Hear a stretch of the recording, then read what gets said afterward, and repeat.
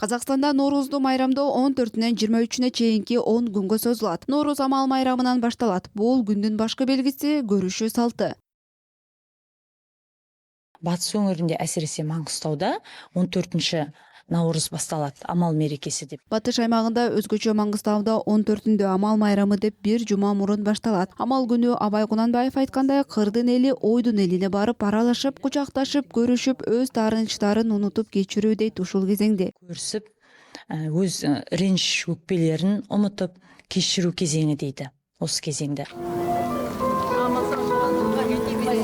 Маңгыстаудагы эң бийик чокуу Отпан тоосунда боз үйлөр тигилип, өнөрпоздор ырдап, бийлеп күү чертишти. Салт боюнча Отпан тоосунун башында деңиз деңгээлинен 532 метр бийиктикте бирдик оту жагылды. Ал эл амандыгынын белгиси. Ноорузун экинчи күнү кайрымдуулук иш-чаралары өтөт. Чачылып, меймандарга боорсок көчөй даярдалат. Үчүнчү күнү маданият жана улуттук салт санаа даңазаланат. Жакшылыкка толгон жаз майрамынын жаш муундун аң сезимине сиңирүү үчүн быйыл майрамдык иш-чаралар дижитал форматка өтөт. Мисалы, Алматыда дрондордун жардамы менен боорсок тартуу, майрамда гуманоид роботтордун өнөр көрсөтүүсү пландаштырылган. Наурузумузда осы. Менимче Ноорузду президентибиз белгилеп берген максат менен келечекте жаңыртып, санариптик системага көчүрүп, жасалма интеллекттин мүмкүнчүлүгүн пайдаланып, келечекте дүйнө жүзү майрамдап кызыга турган майрамдарга айландырышыбыз керек. Дүйнөлүк деңгээлге көтөрүшүбүз керек. Деңгейге көтөрүбүз керек. 17-си шаңырак күнү көп балалуу энелерге өзгөчө урмат көрсөтүлдү. Борборгалада мамлекет башчысынын атынан 6 курсак көтөргөн, же андан да көп бала тарбиялаган 40 эне алтын, же күмүш алка ээси аталды. Белгилей кетсек, Ноорuz Нама 10 күндүгү президенттин жарлыгы менен 3 жыл мурун бекитилген. Шаңырак күнү дегенибиз, мен ойлойм, аналардын шаңырактагы орнун. Шаңырак күнү бул апалардын үй бүлөдөгү ушул майрам менен көрсөткөнү, апанын орду бөтөн экенин, жылуулугу, камкордугу балага деген ушул шаңырактан башталаарын билдирет деп ойлойм.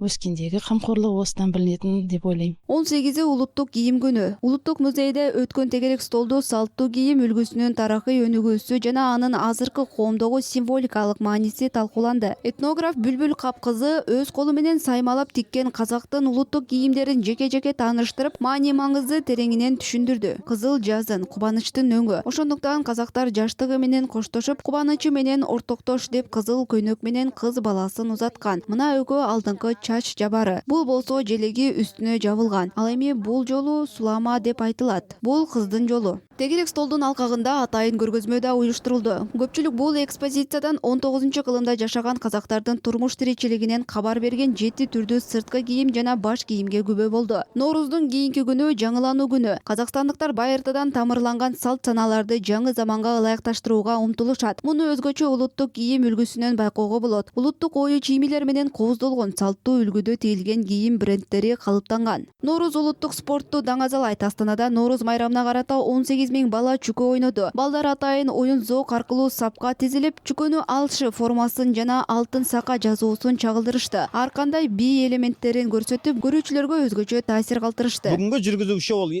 жасанды интеллект. Бүгүнкү алып баруучу жасалма интеллект. Иш-чаранын кандай болушу керек, уюштуруу кандай жүрүшү керек. Мунун баары жасалма интеллекттин күчү менен өткөн иш-чара экенин көрдүңүздөр. Бул жердеги 3000 катышкан балага бир заматта онлайн аркылуу экранга кошулуп турган башка мектептер да ошол заматта чүкө ойношту.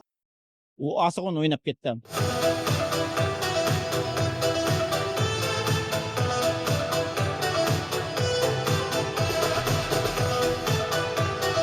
Казак калкынын түшүнүгүндөгү Ноорuz майрамы ат чабыш, балбан күрөш, көкбөрү, тыйын эңмей сыяктуу улуттук спорт түрлөрү менен тыгыз байланышкан. Мындай кеңири масштабда иш-чаралардын көбү 21-и ынтымак күнү уюштурулат. Ал эми 22-си жыл башы деп даңазаланса, 21-и экологиялык маданиятты жана жаратылышты коргоого багытталган.